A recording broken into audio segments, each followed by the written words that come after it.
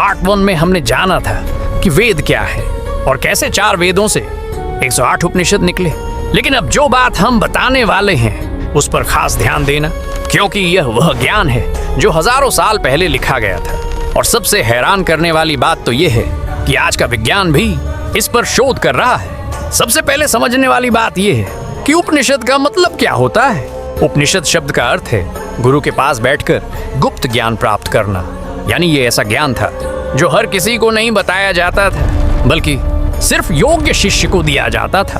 अब गौर करने वाली बात यह है कि उपनिषद आज से लगभग 1,200 से 3,000 साल पहले लिखे गए थे, लेकिन इनमें जो ज्ञान है वह आज भी उतना ही गहरा माना जाता है। और सबसे खतरनाक सवाल जिसका जवाब उपनिषद देते हैं वह यह है, हम कौन हैं?